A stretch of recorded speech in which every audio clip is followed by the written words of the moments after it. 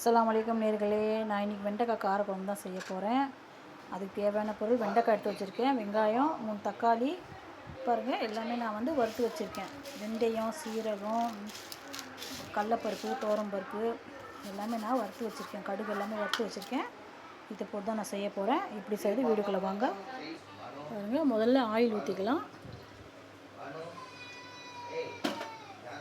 Oil நல்லா சூடாக இருந்தால் கொஞ்சம் வெண்டைக்காவை இதிலே எண்ணெயில் வறுத்துக்கலாம். நல்லா ஆயிலில் வறுத்துடலாம் வெண்டைக்காவை. பாருங்கள், நல்லா வெண்டைக்காய் எண்ணெயில் வதக்கிட்டேன். இப்போ இதை எடுத்துடலாம். ஆயில் ஊற்றி வச்சு கடுகு போட்டுடலாம். வெந்தயம், சீரகம், கடுகு, வெங்காயம் நல்லா வதக்கலாம். வெங்காயம் வதங்கிச்சு, நம்ம வெண்டைக்காய் சேர்த்துடலாம். பாருங்கள், இதை மசாலா அரைச்சிடலாம். பாருங்கள், பவுட்ரு பண்ணியாச்சு. இப்போ நம்ம இதை ஒரு பாத்திரத்தில் போட்டு தக்காளியை நைஸ் பண்ணிக்கலாம். 1 ஸ்பூன் மஞ்சள்தூள். இப்போ தக்காளியை அதிலே அரைச்சிடலாம். பாருங்கள், தக்காளியை நைஸாக அரைச்சாச்சு. இதில் நம்ம தக்காளி இப்போ இதில் போட்டுடலாம். நான் சும்மா ஒரு எலுமிச்சை சைஸ் புளி ஊற வச்சுருக்கேன். இது கொஞ்சம் கரைச்சி மிக்சியில் போட்டுடலாம்.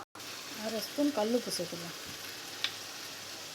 காரத்துக்கு 1 ஸ்பூன் கரம் மிளகாத்தூள் நல்லா கலந்து விட்டுருங்க. இந்த புளி தண்ணியிலே வந்து நம்ம அரைச்சி வச்சுருக்கோம் இல்லையா, வறுத்து அரைச்சி வச்சுருக்கோம், இதை வந்து இதில் சேர்த்துடலாம். 3 ஸ்பூன் போட்டிருக்கேன். அப்புறம் வந்து தனியாத்தூள் அது ஒரு 2 ஸ்பூன் போட்டுடலாம். அப்புறம் குழம்பு மிளகாத்தூள் அது ஒரு 2 ஸ்பூன்.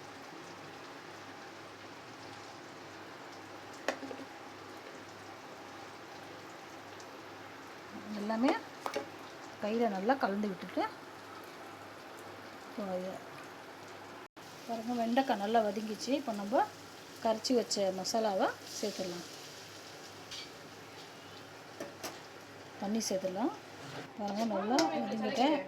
தண்ணி சேர்த்துடலாம்.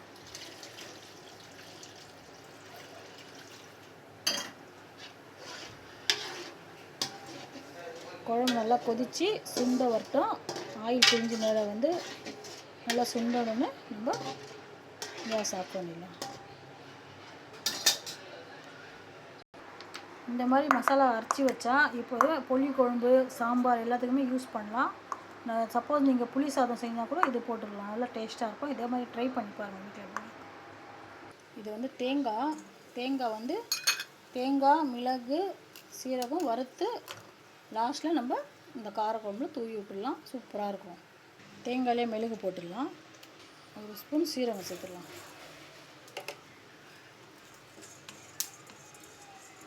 பாருங்கள், மிக்ஸி ஜாரில் போட்டு தேங்காய், மிளகு, சீரகம் எல்லாம் பொடி பண்ணிடுச்சு. இப்போ வந்து நம்ம காரக்குழம்புல மேலாப்ப தூவில பாருங்கள், எண்ணெய் பிரிஞ்சு மேலே வந்து சூப்பராக. இப்போ நம்ம இது மேலே அதை போட்டுக்கணும். பாருங்கள்,